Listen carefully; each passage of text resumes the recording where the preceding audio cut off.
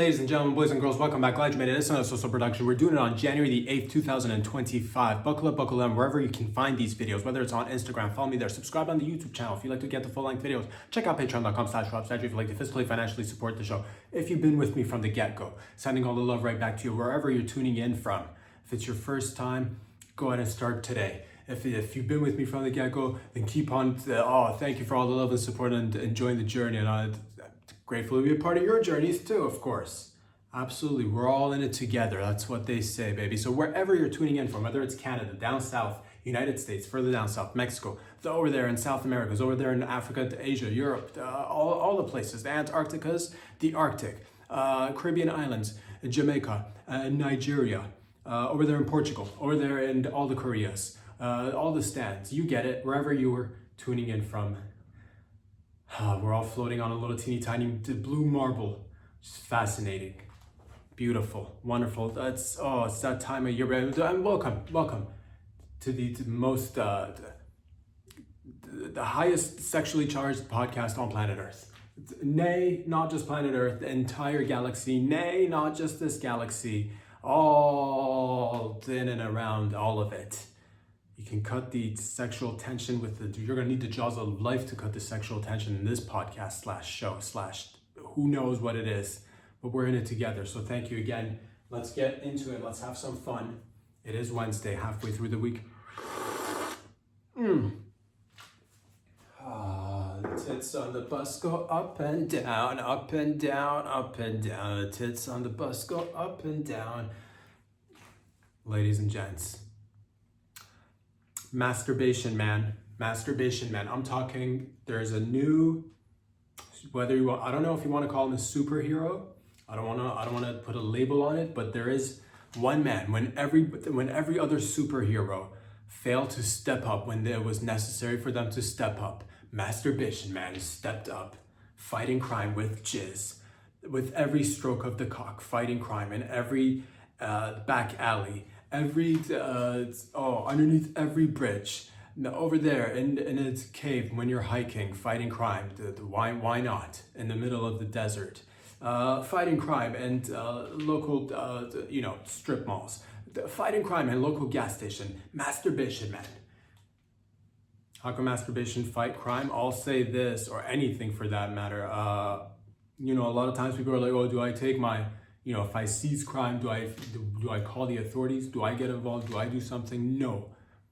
First of all, I should say, do not, this is not like, this is like one of those like fantasy cartoon, comic book, stupid. This is a real life human being we're talking about. So do not attempt any of these, whether you're at home or out in public.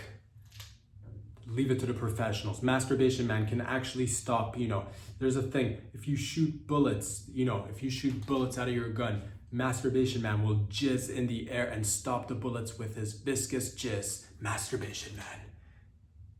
That's right. Even before the criminals get a chance to whip out their knives, the butterfly knives, or their nunchucks or their guns, as soon as they go for the weapon, what does Masturbation Man? Oh, right there. Jizz is on their hands. Their hands are covered in jizz. Now it's slippery, a little bit sticky. Their weapon falls to the ground. Boom, right there, Masturbation Man puts him to the ground.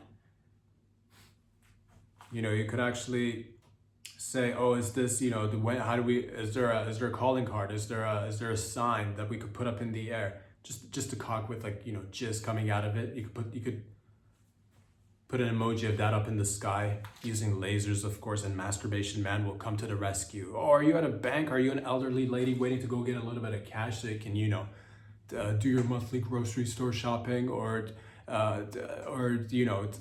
go and donate to the local church or synagogues?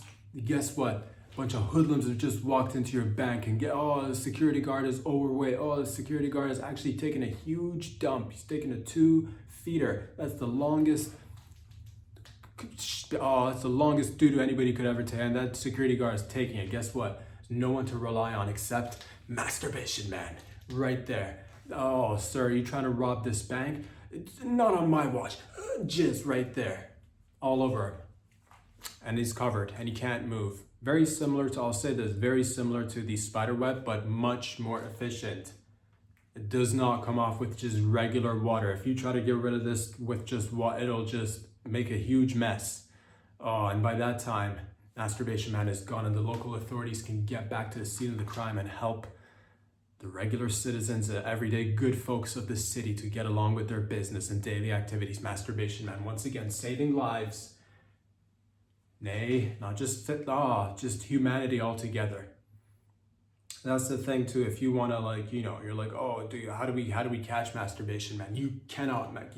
Too fast, too furious, too liquid. I'll say that, because masturbation, you could just, oh, what is that? Is that a stain? Is that a little bit of a dribble? No, it's Masturbation Man right there. You could actually,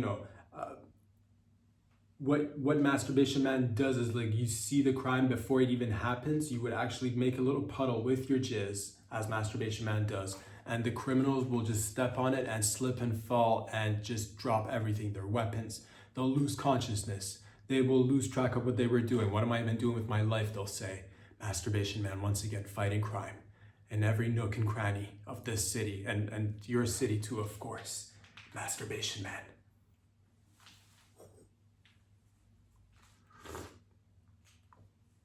Because you'll run out of bullets, man. You will run out of bullets. Your taser might jam up, but Masturbation Man is reloading and ready to go.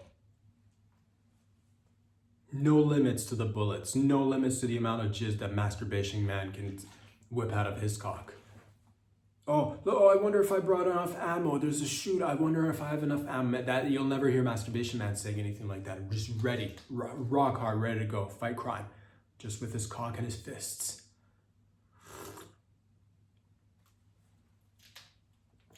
Oh no, they just tossed out a tear gas. I wonder if I didn't bring my tear gas mask.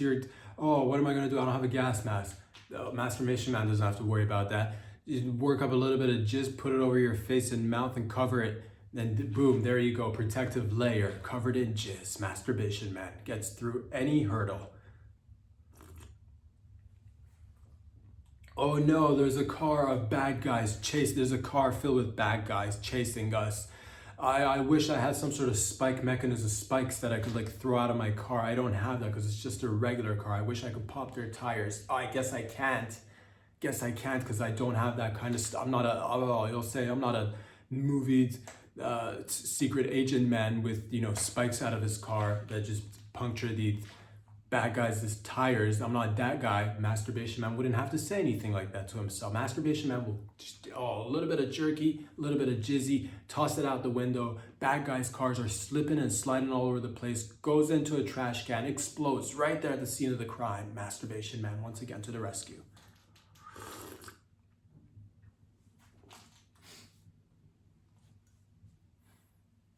Oh no, there's a bunch of bad guys holding hostages in an expensive condo. How will we get through? How will they can't leave because they're trapped inside and they're holding hostages. How will Masturbation Man save the day today? I'll tell you one thing, barricade them in by using nothing but jizz to lock the door in place, making sure that they'll never get out. And enough time goes by, they'll run out of water, food, and before you know it, they'll be begging to come out. Not a single bullet fired. Lives saved, once again, thanks to Masturbation Man. But that's just, again, I'm not saying that I'm him. If you want to say that, that is more than, it's completely, you're like, oh, I think I know where this is going. I'm not gonna tell you to draw your own conclusions, but I'm also not gonna tell you to not draw your own conclusions. Could I be masturbating? I don't know. I'm not gonna, I'm gonna leave a little bit of mystery. Could be me. Could very well be anybody else as well. Ladies and gents, try it on, man. That's what I always say, try it on. Why should men for hundreds of thousands of years have been put in a corner and forced to buy condoms without getting a chance to try them on? You'll just walk into a pharmacy store or just like a regular grocery store that happens to have a, health aisle or whatever, wellness aisle, or family planning aisle, or stopping family aisle. I don't know why they call it a family planning aisle. You don't particularly need an aisle for family planning. You just need to really insert cock in vag and, dispense jizz, and there you go. So it's not family plan. It should be anti-family planning aisle. That's what, no family aisle. That's what it should be called. But nonetheless, why should men have to go to the quote unquote family planning aisle and, just blindly just pick up a pack of condoms with, not a chance to try them on? How do you know what's the perfect fit? And then you go home and then you put it on, and there's, sometimes there's a little bit more on the condom, which makes you feel inadequate, which is, again, not good for men's overall well-being. Sometimes you get one that's too small, and all of a sudden you're feeling a little bit too good about yourself, but then it slips off, or it's just not covering enough of your cock, and there you go, jizz just spilled from underneath the condom.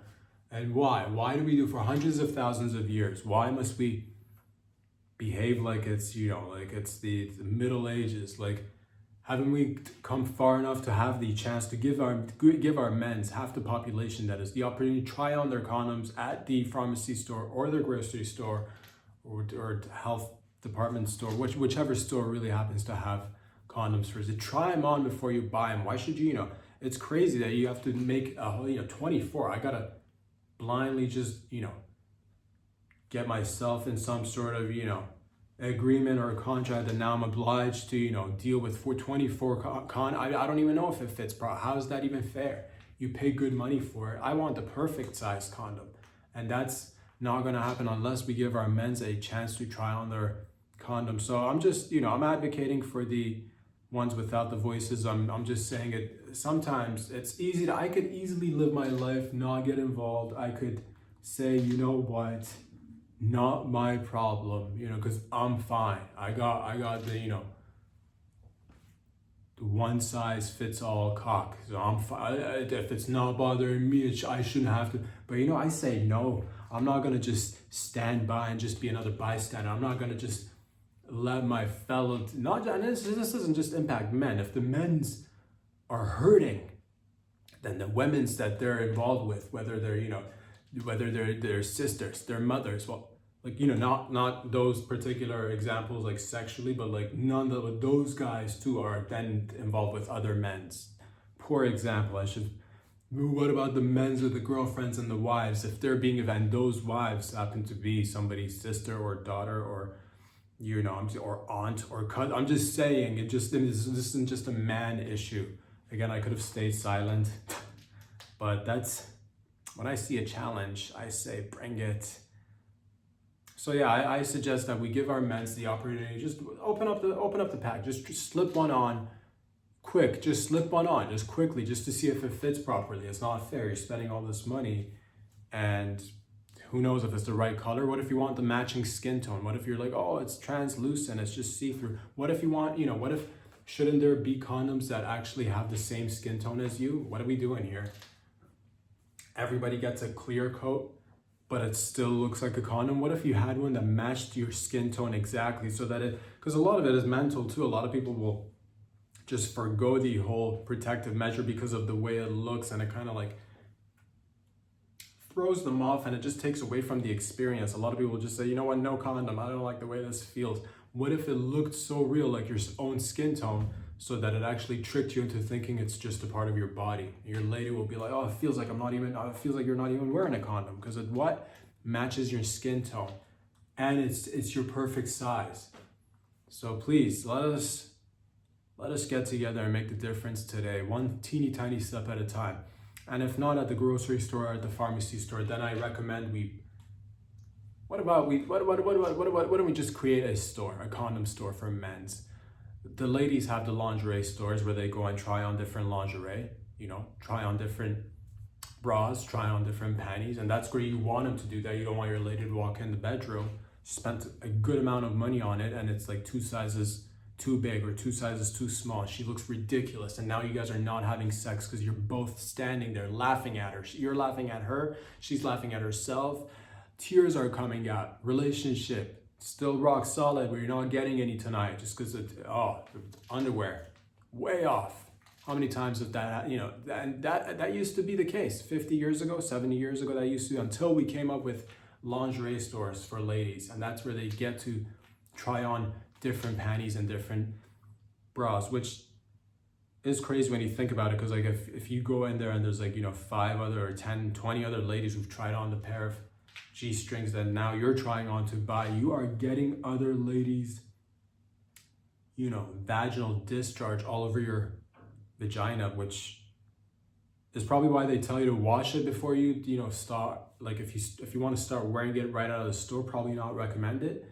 But yeah, because then you'd have gruel, leftover gruel from other clients who could, you know, what, and somebody, you know, some ladies might not leave, you know, that much liquid or, you know, wetness behind, but others might come in there, she might be soaking, she's like, I need to try on these pair of panties, and she'll try them on, she'll just soak them all up, and not the one for me, hand it back to the cashier and walks out, only purchasing a bra or 2. Next thing you know, you're putting on that same pair of G-strings or panties. Now all sorts of discharge is just mixing, and now you got mixed discharge, which is pretty hot if you think about it. But like, it's, if you're not in the mood, if you're not in it to, like, you know, mix discharge at that time during the, then you just got mixed discharge, and your puss smells like somebody else's puss. And then you go home, your man's eating you out, and he's like, this puss smells like other discharge. Oh, and then he starts having thoughts, is my lady, you know, grinding beans with another lady? Is my lady a lesbian? He'll think that. Next thing you know, relationship just, still strong, but nonetheless, thoughts. So I'm just saying, just like the lingerie and panty store and the bra store, for the ladies, we should definitely have a condom store where fellas get to go and help each other. Can I try this on, please? You'll say, and a gentleman will say, yes, let me help you. Wait, fellas, isn't it time that we help one another? Let me help you unzip your pants and roll this condom on your cock, sir. Do you want that? You know, and that's the thing too. You try it on. Do you try it on like when you're soft? Do you try it on when you're hard? And you got to know which fit you're going. You know, some people like to try it on when it's just like when they're limp, when their noodle isn't stiff. Some people like to be like, no, I want to get the full look. What does that look like? So men being there, you know, tickling each other's nuts, making sure you get an adequate hard on so you can try on your condom properly, so you don't make a fool out of yourself in the bedroom. You're welcome. Of course, again, I could have just held my tongue, not said anything, but we're not that kind of podcast. We're not that kind of person. We're not that kind of people.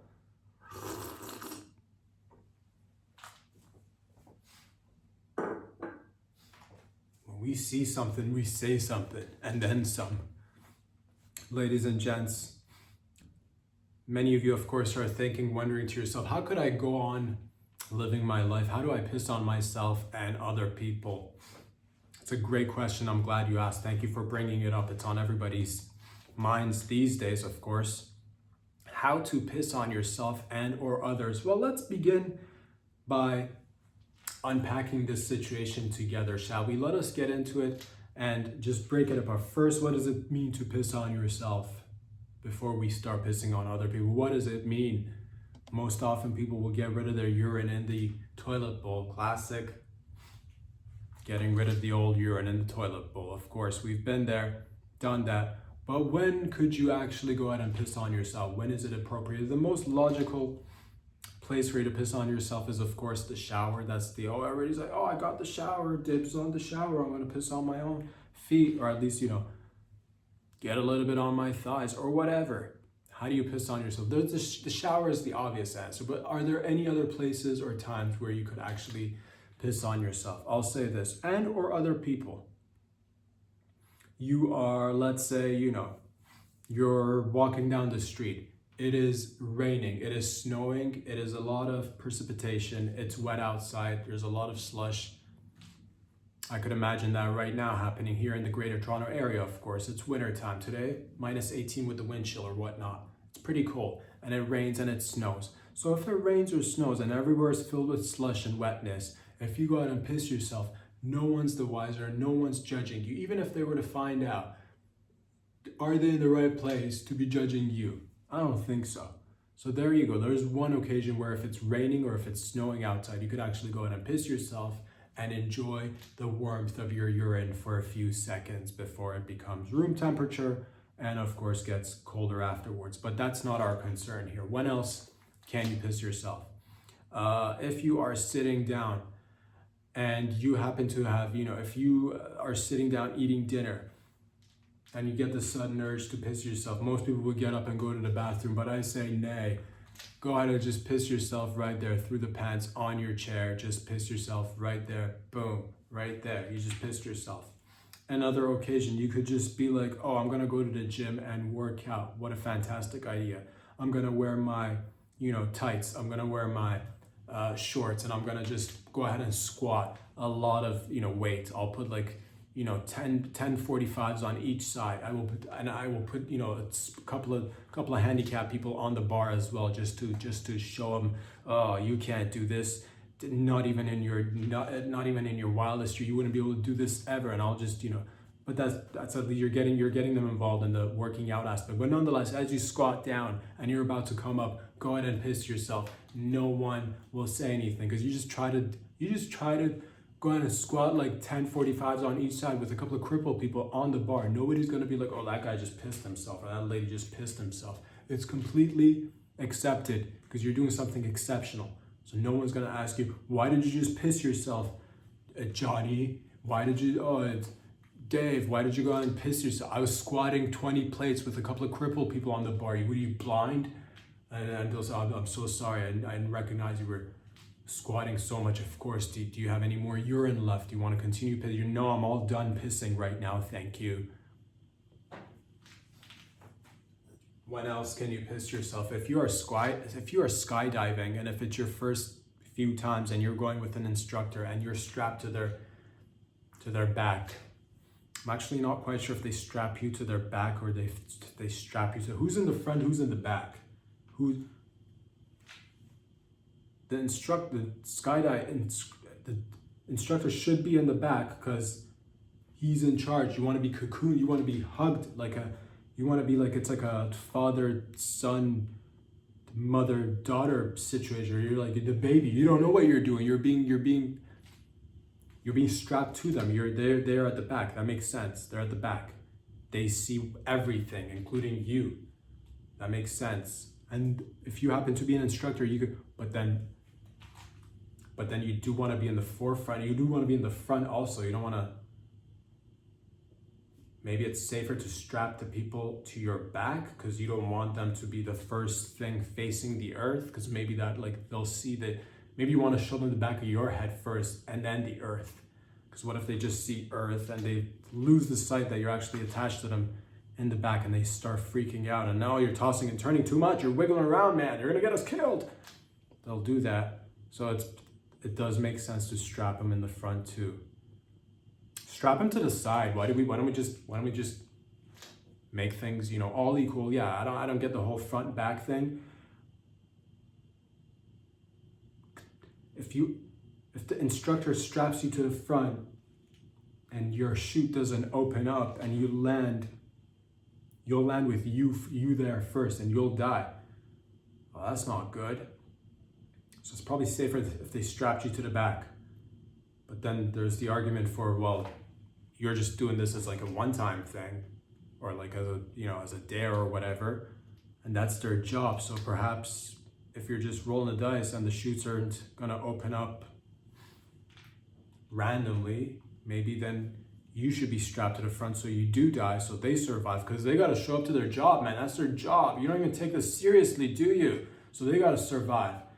Nonetheless, let's just say this: if you're skydiving, whether alone, by yourself, or with a partner, whether they're strapped to you in the front or the back, or maybe you're both instructors, maybe you're like facing each other. And that's the thing that happens too. If you see skydivers, two of them who are both instructors and they're skydiving to you, they'll face one another. The professional ones, diamond level, 69ing actually. You won't see too much of that, of course, but then I'm just saying you'll have a great opportunity to piss on yourself and your partner. And it's fantastic. By the time you get down, it'll already probably dried up 25-30%, which is pretty good. Pretty good. You know what I'm talking about? So those are just a few instances where you can actually piss on yourself and other people. Of course, other times are if, like, oh man, if you catch on fire, spontaneously combust into a ball of fire. Holy shit, what the fuck just happened to Frank there? Oh my god, my leg is on fire. I wish there was a fire extinguisher, or I wish there was a fire department. But they're not gonna be there in enough time for you to not get third-degree burns, which sucks. So go ahead and piss on yourself. Right then, you need to relax. You need to relax and calm down. You cannot, I know, adrenaline pumping, you got a hard on. This is much easier for the ladies, of course. You can just splash all over the place and the fire is out in 2 seconds. But the fellas, do not let the adrenaline distract you from the fact that you got to put a fire out that's on your feet, or your feet are going to be disgusting feet. And you're a guy already, your feet are already disgusting enough. Do you want burnt feet? So go ahead and piss on yourself and nobody will judge you for it. If you're in any body of water, whether it's your neighbor's pool, whether it's a local jacuzzi, whether it's a traveling sauna that's got like a steam sauna, you can piss yourself and people will be like, wow, you're really working up a sweat on your legs. And you can nod along as, yes, I am sweating, or maybe I'm pissing myself, laugh and joke about it, but kind of like, don't let them know that you pissed yourself. But if they find out, it's completely fine, because that water's coming out of your body anyway. You're in a sauna, it doesn't even matter. Who cares at that point? If you're in the ocean, of course you could piss. If you're in the lake, if you're in a river, there is a chance of, little tiny critters or bugs or fish, water creature crawling up your urethra, lady. So be careful, but also like live a little bit. And if there are other people around you, you would have simultaneously probably gone like 5 other people with your piss, which is really hard to do outside of the water. I can't imagine, because if everybody's in the water, you can get like 20 people with your piss. But if we're talking like land, then you're gonna have to like, how do you get 20 people stand so close to piss on them simultaneously? It's rare occasions that'll come up. But in a swimming pool, you could just let it out and it'll get on everyone. You're welcome. Of course, it is Wednesday.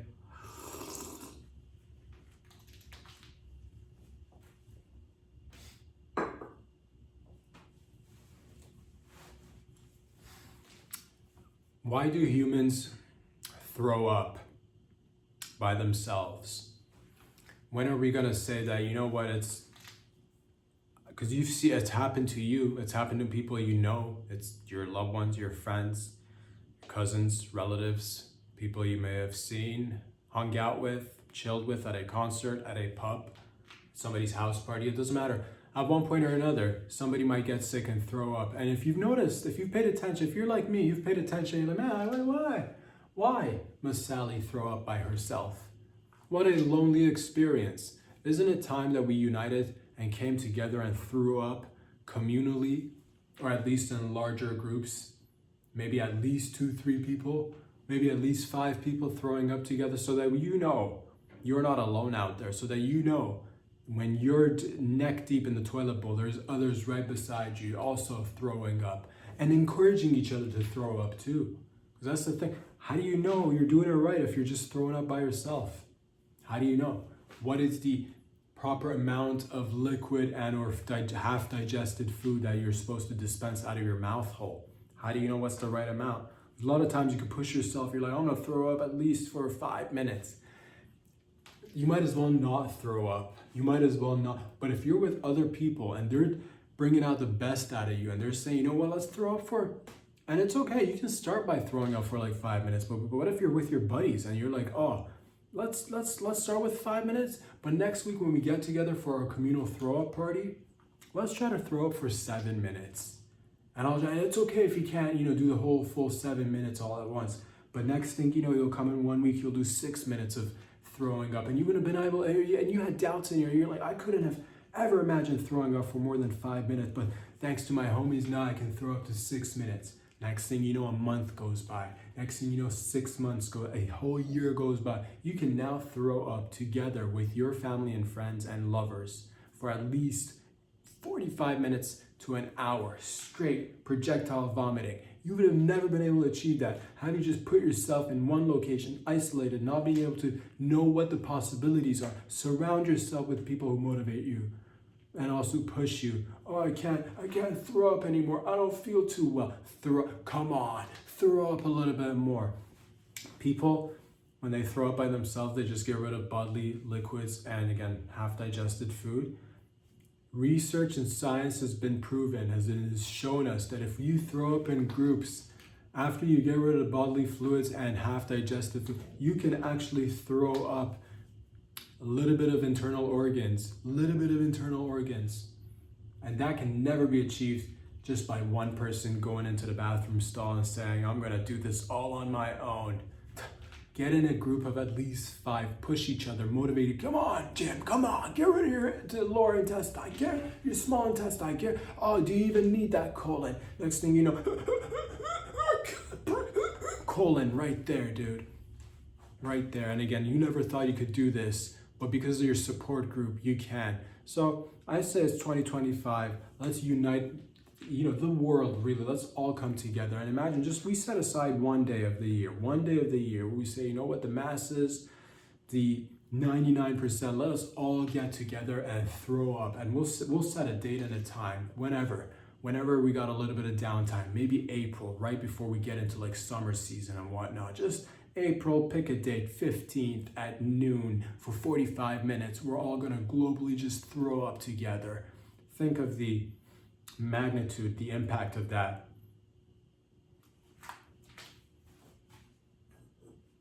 And again, it's just knowing that you're not doing it by yourself. It's that bringing people together. It's that really brings joy to my heart.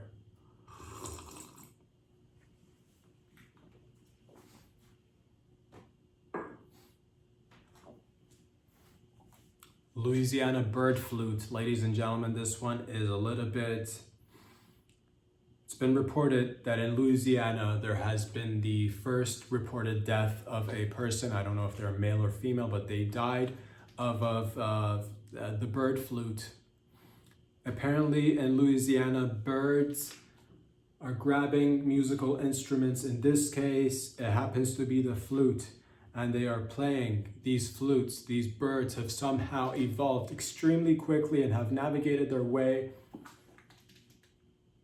and picked up musical instruments, and they're using the flute. In this case, the birds are using the flute to kill people, which is crazy because we as humans use music to bring joy to one another and show that music is the universal language of love, like that, and just love by itself, like the act of like sex with love, love is love, and it doesn't have a language. But if there was to be a language for love, it'd be music, because you could not even speak the language and listen to music, and you could be staring at somebody across the room long enough to say, why don't we just get naked and grind on one? And people have done that with just music in the background. You're in Morocco, you don't understand a fucking word, but you've made eye contact with somebody.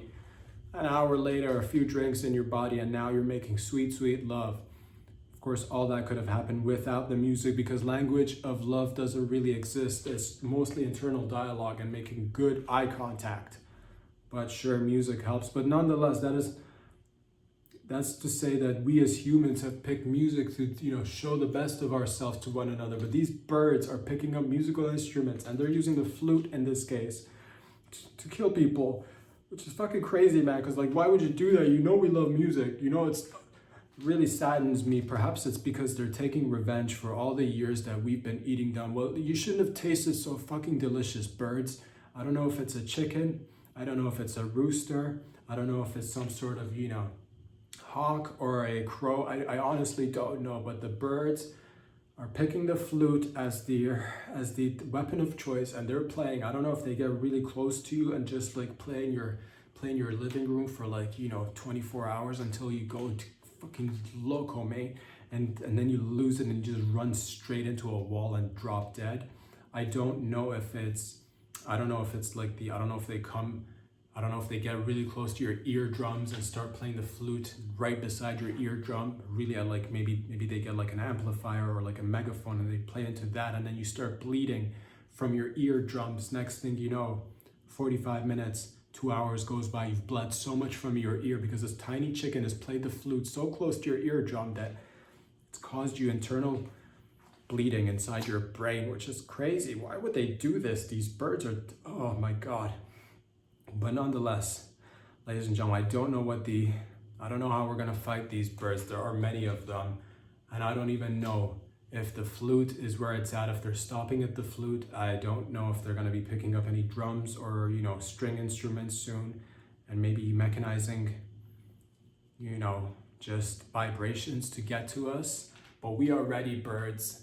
We are ready to take you on, and we say, hey, good luck trying to destroy something that we love, which happens to be one of the most amazing things that's been gifted to humanity, and that is music. You're not gonna ruin it, birds, with your bird flutes. How do they even, because they don't even have hands. That's crazy. They've got wings. How do they even, is it just one note that they're hitting at did they figure out like the proper note to take out humans? Is there a pitch that just wipes humanity out and these birds have mastered it? How do they know this? Are they getting it off the internet? Is there a manual that they've somehow put together? How are they training other birds? Or is it just like one bird? I don't quite understand how this is all working, but I'm a little bit, I'm okay. If you're okay, I'm okay. And we're gonna get through this together. And I say to the people in Louisiana, we will get through this. We will fight these birds and their damn flutes. I'm sorry, what's that? Thank you. This is a little bit embarrassing, but it could have happened to anybody. Ladies and gentlemen, I'd just like to say that it happens to be that it was a man who died from bird flu. Bird flu, which makes more sense, I suppose. It wasn't bird flu. I thought it was bird flu. Are we sure it was positive? Not even a little flute? Could the bird have had maybe the flute and playing the flute? No, no flute. I do apologize again. I'm gonna have a discussion with my group and my teammates after this, of course. The man in Louisiana died from bird flu, which, I've been up for 48 hours, not getting any sleep because the picture of a bird playing a flute, killing people. The nightmares.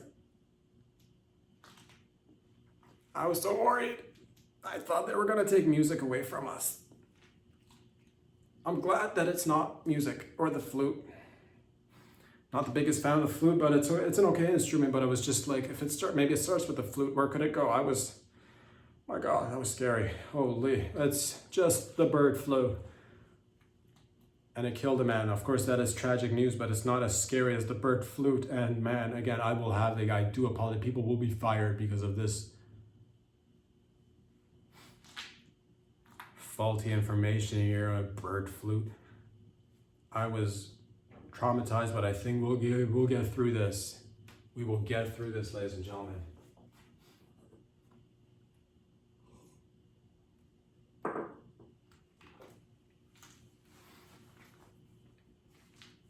How to go ahead and make sure that your pants stay on your legs. That is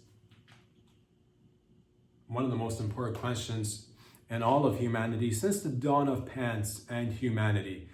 How do I keep my pants on and never take them off again? Because you get to how many minutes, how many hours, how many days, months, years collectively in your lifetime have you dedicated to putting on pants and then taking them off? What if we just got rid of taking them off altogether? What if we just put on the pants and never take them off? And you're like, that's impossible. My granddad used to tell me folklore and tales of people being able to leave their pants on forever, but that's just folklore and myth, man. That's not real. Why say it's 2025? We're halfway through the mid-20s of the 2020. You get the second 20s, and we can do it. And I thought about this long and hard, and I just said to myself, let's just make it practical. How can we put our pants on and not ever take them off ever again? And we've got the technology, man. We've got the resources. We've got the good. If you were to actually put crazy glue, gorilla glue, super glue inside your pants, lather your legs up, and put your pants on one leg at a time, 2 legs simultaneously at a time.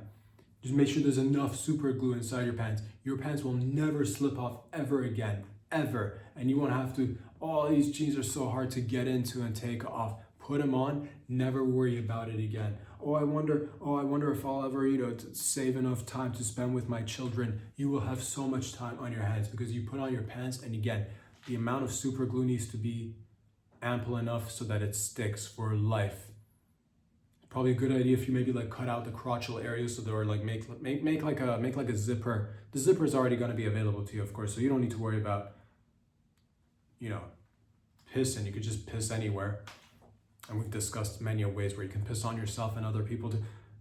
Again, I thought about this way back, but perhaps it's appropriate to reiterate this point. I do believe it's time for back zippers to be invented for this exact purpose. If we had back zippers, you will no longer ever need to remove your pants. Just put them on, zipper in the front, zipper in the back. Whenever you need to go take a shit, unzip the back. Pissing, unzip, or forget, just piss your pants. Who cares? Super gluing your pants will make sure nobody will ever be able to take your pants off if you're not comfortable. And even if you were, you wouldn't be able to. And you'll save thousands of dollars. Not ever worrying about, oh, I wonder what pants. Pick one pair of pants and just super glue them to your legs, to your inner thighs, and make sure that it stays on by applying enough super glue. And you're like, what happens about the wear and tear? After a few years, once it's gotten very thin and you can see the threads, you could definitely peel it off, but that'll probably hurt. What I recommend is applying even more glue on top of your now thinner pants, the ones where you can see the threads. Apply ample amounts of super glue on your legs and just slip on another pair of pants. Next thing you know, you got the protective layer underneath, which is thin by now, and it's not going to be cumbersome. It's not going to get in your way. And now you got a whole new pair of pants on top of your legs, which makes your legs be twice as much protected. That's twice as much protection for your legs. In an entire lifetime, the amount of usage for pants will probably go down by 100x. Every 2 to 3 years, you can add another layer of pants. By the time you're 99, you will maybe at best have had, I'm not going to do the math right, maybe 30 pants. Whereas regularly, you would have spent millions, if not billions, on pants. So there you go. This is just one way I thought to myself, you know what? Let us all save a buck. Let us be a little bit more environmentally friendly, and let us not get in, the way of our productivity. Because I know everybody's trying to, with the hustle and bustle, you got the animals on one side fighting to, evolve and join the workforce. You got computer chips and all the AI and technology. So again, if you could save a little bit of time to spend with yourself, with your family, loved ones, and at work, you'll be that much more successful and happier in life. So please go ahead and use ample amounts of crazy glue. Do not let them deter you. People will say, don't do that. They just don't want you to be more productive. They want to hold you back. So go ahead. I would suggest maybe, 10 bottles of super glue should be enough to get a good coat. You don't want it to be peeling off. Even if you tried, you don't want it to come off. That's the entire goal here.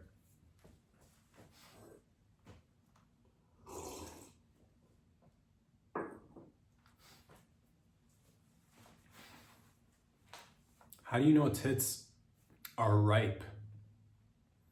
How would one know a tit is ripe?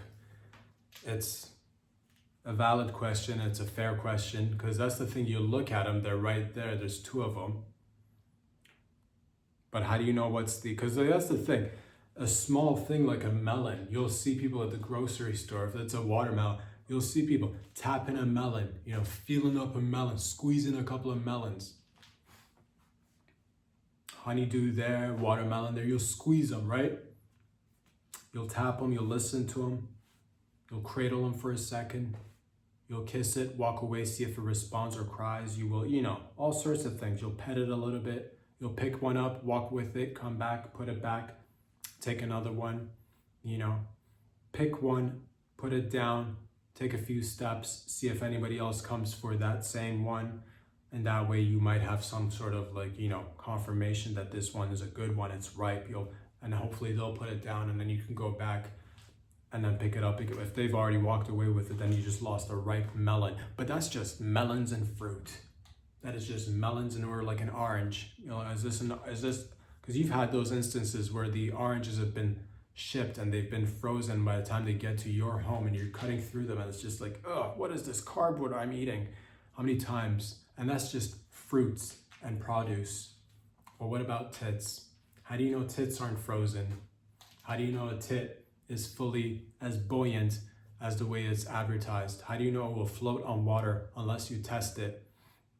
I am advocating that we get a chance to actually squeeze the tit before we make a full purchase, because it's just, you don't know. That's the thing, you don't know. I think at least a flick, you should be able to flick the tit, cup it a little bit, see how much it weighs, because it could be deceiving.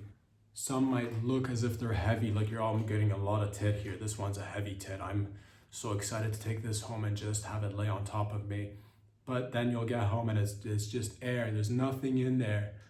It's mostly air. It's empty. It's like potato chips. It's crazy. You've just been duped and bamboozled into getting less tits.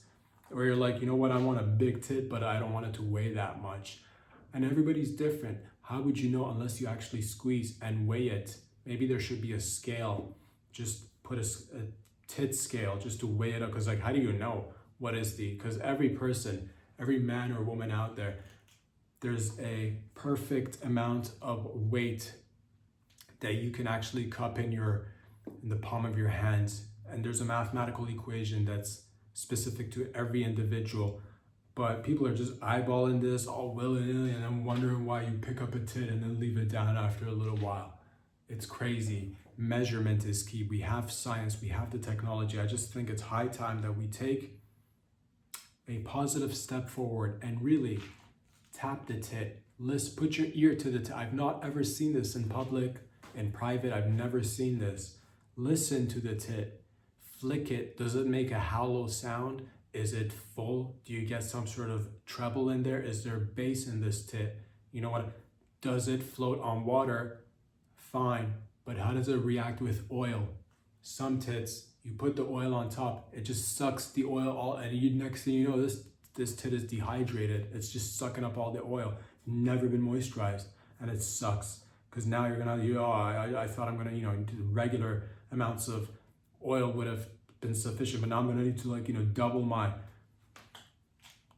oil supplies, which is crazy. You didn't even think about that. So squeezing the tit is important. I don't think this has been talked about enough. Weighing it, again, putting music on, put on headphones on the tit, just to, does this tit have good vibrations? Does this tit, can it carry a tune? Does it have rhythm? Because you've seen these tits, you're like, man, that tit looks like it can definitely, bounce, and it's got a rhythm. Next thing you know, clothes are off, no bounce, no rhythm, or too much bounce, way too much bounce. You are not keeping on with the rhythm and the beat, which is, So all I'm saying is make sure you squeeze the tit before you make a full purchase. Listen carefully to the sound that it makes.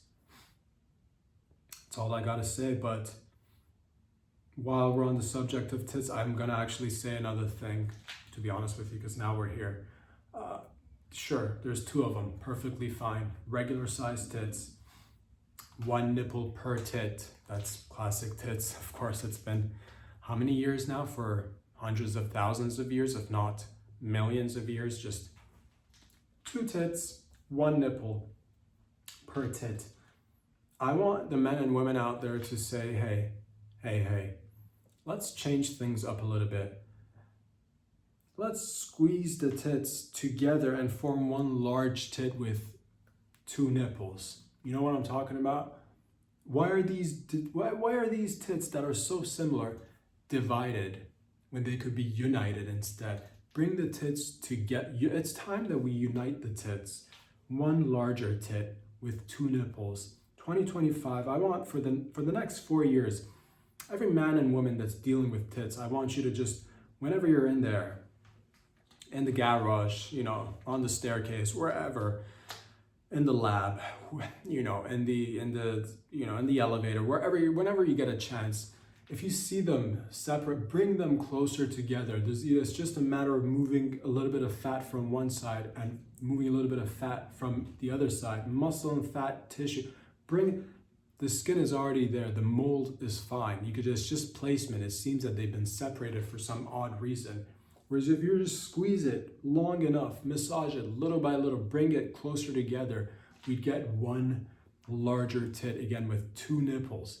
And place the nipples wherever you like, really, because I feel like it's been played out, you know what I mean? Just one tit, you could put we could put one nipple on top and then put another tit, put another nipple on the bottom, so you got, upper nip, lower nip, because maybe you like to, sometimes you don't want to like lift maybe you're like resting on her chest and, she's hugging you, it's nice, and maybe you could just like, without having to lift your head up too much, you could just like suck on the nip that's like hanging lower.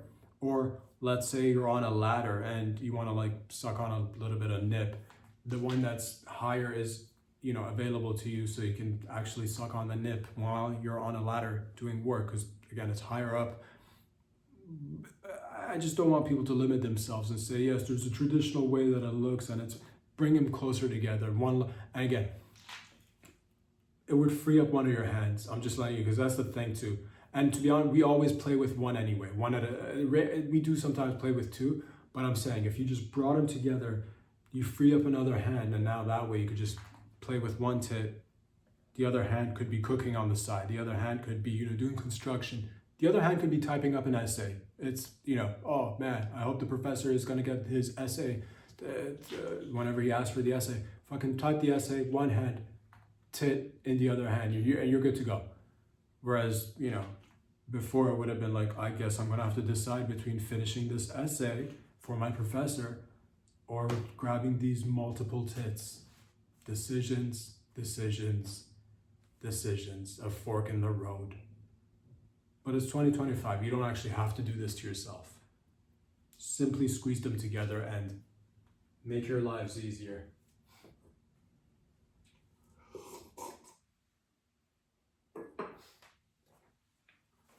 Ladies and gentlemen, if we can get into a little bit of a serious conversation, if we could just, talk about something that's a little bit, this one, I get emotional thinking about this one. I come to you with a sense of, I have this, it's bittersweet, I'll say this, it's a bittersweet emotion that's been bubbling up inside me ever since I heard this news. It saddens me. And not just me, but many Canadians across this great nation of Canada. But not just Canadians either, not just the folks of the great nation of Canada. People all around the world have been impacted by this news, and they are sad. They are sad because they've heard Justin Trudeau is deciding to resign. He has decided to resign after 9 years, ladies and gentlemen. I don't know when he's stepping down. But we are sad as a nation. We are in mourning. What can I say about Justin Trudeau? A man who he came and changed the game. I will not cry. I will be strong. If you can be strong with me, we could get through this together.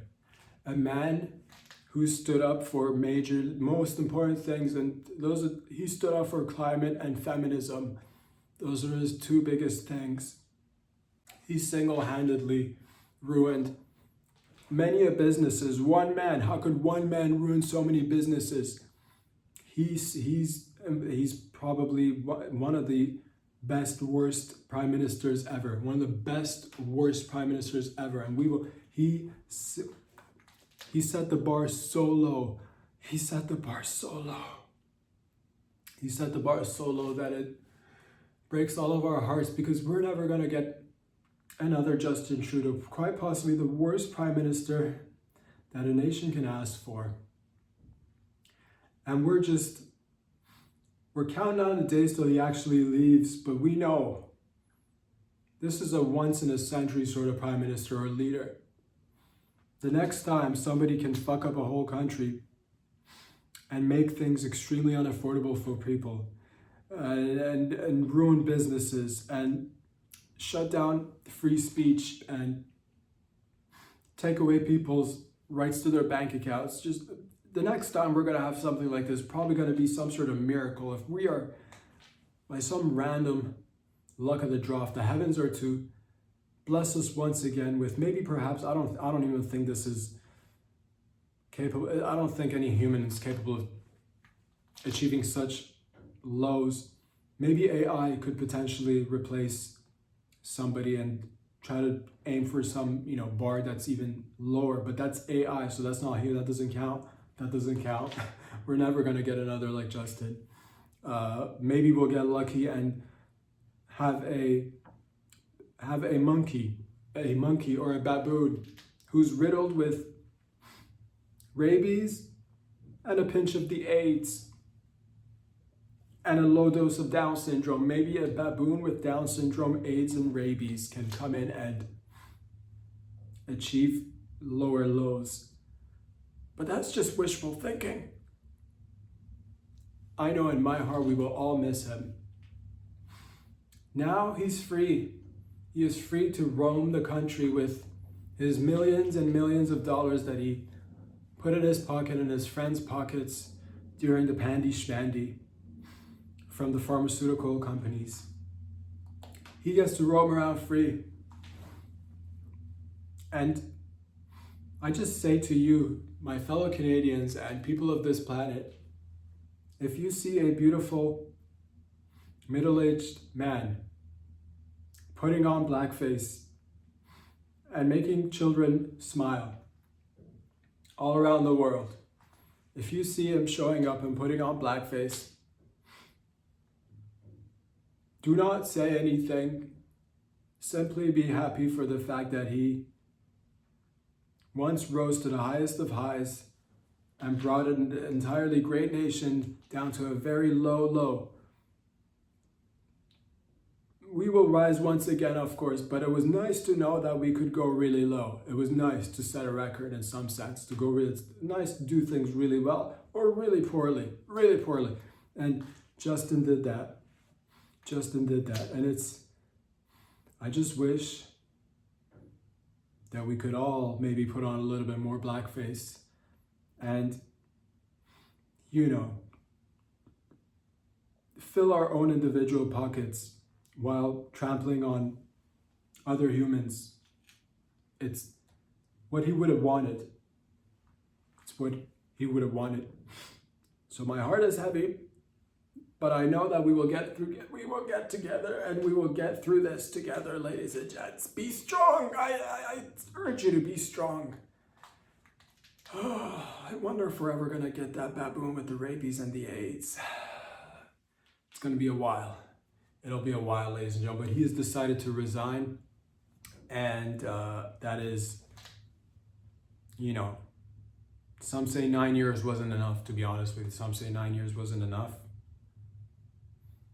I do hope that he gets to fully go on his journey now and transition while giving speeches, and maybe if there's a spot in the World Economic Forum, maybe you can find a spot for him there.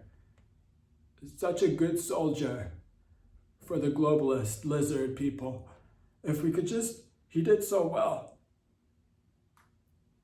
by getting rid of freedom of speech and rooting for the little authoritarian guy, the guy that just says, fuck the people. Maybe we could find a place for him in the World Economic Forum. I'm sure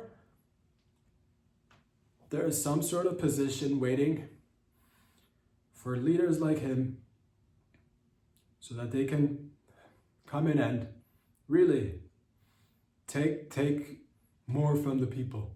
Take more from the people, because it's easy to give to the people, but it's extremely challenging to come in and take a lot for yourself and leave the masses kind of like, all fucked up in a sense. It's really hard to do that. But one man did it really well. And his name is Justin Trudeau. Be strong, my fellow Canucks. Be strong. There is somewhere a monkey right now fucking another Down syndrome monkey. And that monkey will hopefully pass down those same Down syndrome riddled with AIDS and rabies genes to another monkey. And what I'm trying to say that in maybe 25, 30, 40, 50 years, who knows how long we'll wait, but there is a monkey nonetheless out there. Maybe a baboon with a ripe red ass, riddled with AIDS and just ready to take down society. Maybe.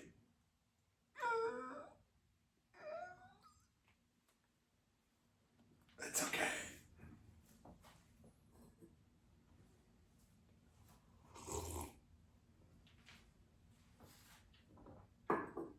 I do want to shift gears, of course.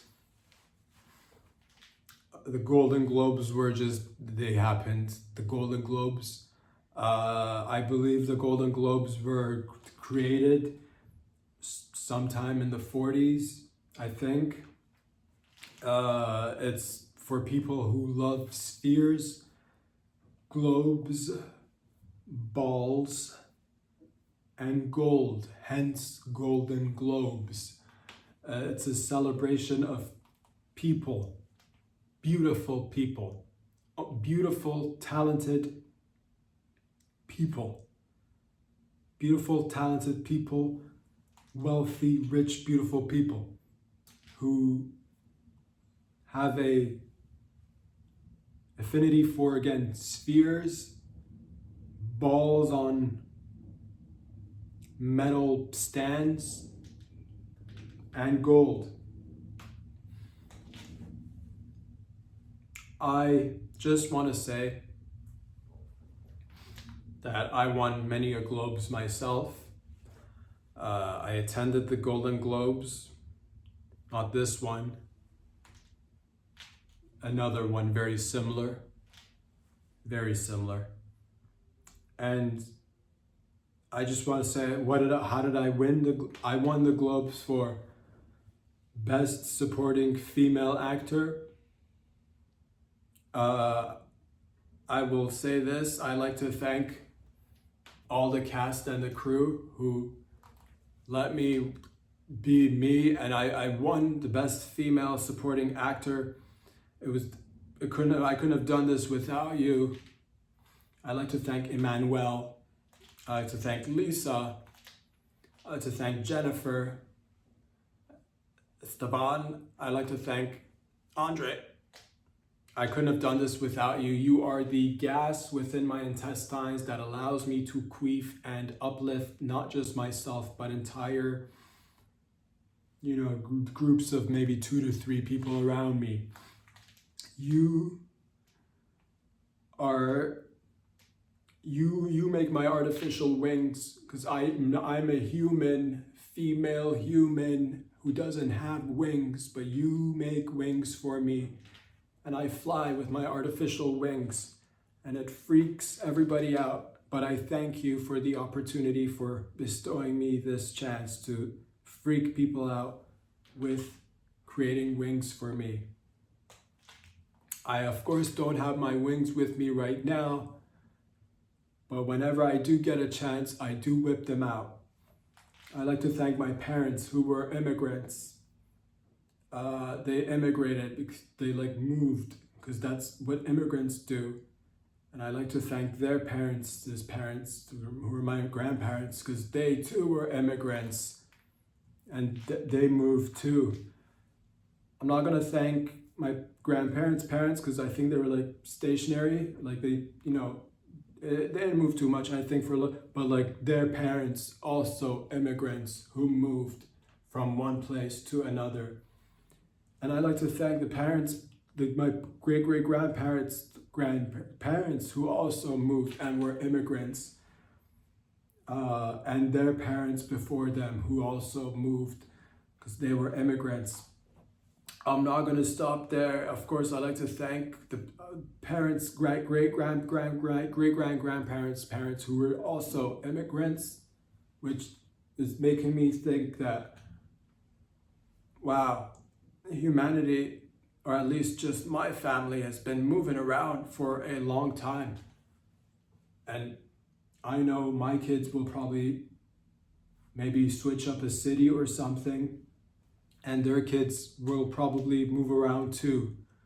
And in 100, 200 years from now, my great-great-great-grandchildren are probably there's a good chance they'll probably move as well. So that makes them immigrants. It's crazy how boundaries and nation states work, and you just want to, it's crazy. But I'm not gonna, so thank you to, I'd like to thank the great grandparents, all the ones that moved, the ones that stayed in place, kind of like, a little bit. I'm not gonna thank them, to be honest with you. They didn't do much. I would like to say this. I'm so, it just gets me so emotional to be up here, accepting this beautiful globe that's on some sort of metal thing, that's like a jar, that's like a vase, that's a vase, this is so beautiful. The sphere, I've always loved spheres. I think I've already told you how I loved spheres ever since I was a kid. I was just like, oh, if one day I could just have a rock solid golden sphere on a piece of metal that I could hold, and because it's round, I get to put it in my mouth all the way, and just put it all the way down my mouth, or on special occasions stick it up my bum all the way up, and it's round, so I will use amounts of lube that are adequate and healthy to get it all the way up. And then again, I appreciate the spherical shape of it. It makes it easier. If it were a square, the golden cubes, not interested in that award, thank you very much. That'll rip an asshole up in no time. But nonetheless, I couldn't have done this without you.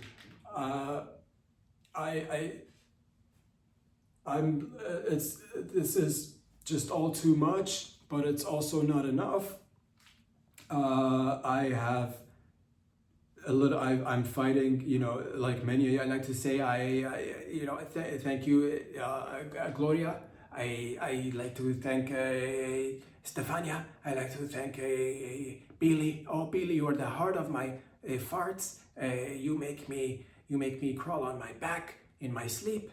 I like to say you powder my nipples when nobody powders my nipples. I'm fighting. I don't know if it's, I have dyslexia. I'm fighting that, and then I'm doing this, which makes me think that deserves more, probably Golden Globes, because I have this dyslexia thing and I can't read. And when I started in this industry, they told me it's okay that you can't read.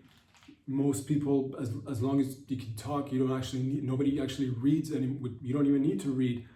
So it never bothered me. But I did want to mention that it's dyslexia as a thing, and also making pictures of, making pictures is important too, about stuff, about all sorts of events, like animals and people and just more people doing things and issues, and we need to do that. And I like to say that despite the fact that I can't read and spell, I'm here now. Look at me now. Look at us all now. The most beautiful people on this planet, the most celebrated people on this planet, and we rule. Together we rule. Forget everybody else. Nobody else deserves more awards, more money, more attention than us. And forget anybody else, to be honest with you. I'd like to just thank everybody who's in this room right now with me. Again, my personal circle. Fuck everybody else. Literally fuck everybody else. Whoever's out there, the poor, especially the dirty poor, they'll never be in this room with us. We are glorious. We are, you could say we're kind of chosen. We're selected, maybe. I don't know what it is. Well, we've got it. They don't. They're a bunch of losers. The point is W's all around, and we're going to just pop champagne and have a blast. I will do anything for the people in this room. You guys are... I feel lucky to have been granted this opportunity. I will do. A lot of people come up here and say on stage that they will do anything and that they're thankful for the opportunities. that they'll do anything for the people and their family now. I will actually show you that I will do literally anything in terms like if you find like, you know, a lab where they take fetuses and kind of like, because they're useless fetuses at this point. And I know right now adrenochrome it's hard to get, but I could probably find us good fetuses, ready aborted fetuses that we could use to get adrenochrome so that we could all stay younger. If you guys want it, we can make it happen. I know a lot of us in this room are sad today that Diddy is gone, Epstein gone, Weinstein gone.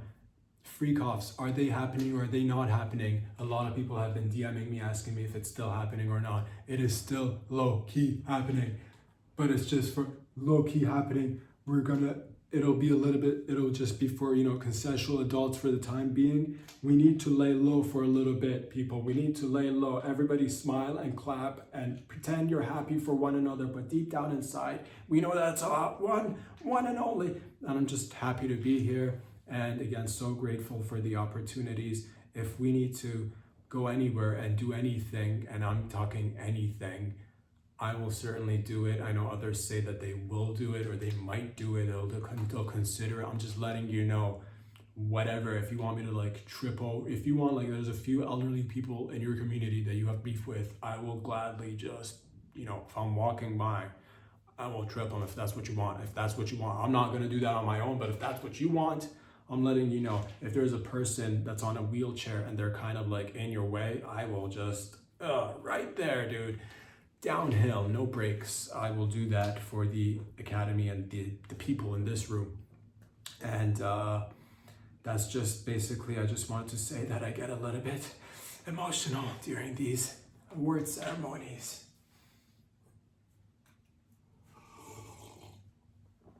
Last but not least, ladies and gentlemen, if we could just have a moment together, and there's scientists are coming out, and there's studies of all sorts of things, positives and negatives of everything. Now the scientists are coming out and saying that apparently alcohol consumption to some degree may lead to cancer, various kinds of cancer, and other scientists are coming out and saying soda pop drinks, sody pop, artificially sweetened beverages, sugary drinks may lead to diabetes or higher chances of obtaining diabetes. And they're a bunch of Debbie Downers, to be honest with you. That's what I'm here to say right now. Yeah, sure, they tell you about the possibility of cancer and diabetes, but they leave out all the fact that you could be looking really cool, really fresh, consuming all these goods throughout your entire life. When you're of course young, you'll start off with the sweet beverages. You can make friends sharing sweet beverages. So they don't talk about the social aspect of sweetened beverages, which give you energy to go throughout your life and live your best life throughout the days. And yeah, a little bit of cancer in the long term, but think about the beautiful, beautiful memories you've built with your family and friends. Clink, clink, clink, clink. Just tossing them back right there at the back of the jugular, lighting cigarettes afterwards, reminiscing about the good times, but also looking forward to the best of times that have yet to come. And all the beautiful, wonderful memories. The drink, they don't tell you that the drink was there for you during your hard times, but it was also there for you to fun times. They don't tell you that, oh, water is good enough, you could just, but yeah, what about the flavor? Life is about flavor, sure. And literally anything can give you cancer. So do not limit yourself, and anything can also give you diabetes. But also, I'm just here to say, have fun. Don't listen to these scientists. Low key, I think they wanna just like, we shouldn't drink. They wanna just be kind of like, fucking being bummers and just being lame. So go ahead and drink lots of liquids, whether it's alcoholic and sweet. I urge you to mix them. Actually, it's better to, if you've got an alcoholic, but mix it with a sweet drink. That way it cancels each other out. The diabetes cancels out the cancer, dude. Fucking there you go. They don't tell you that shit. And there's plenty of evidence. There's people living up until like 120 and they've consumed it all. And there are people who work out who also live 120. But there's also people who work out and cleanse the system who fucking drop dead at like whatever age. So really all I'm here to say is that the scientists don't want you to have a good time.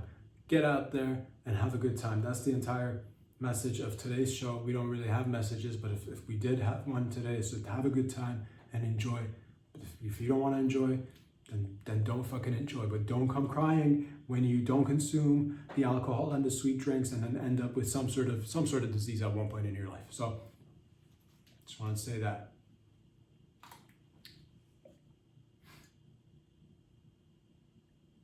And I'll leave with this. Tits on the bus go up and down, up and down. Tits on the bus go up and down.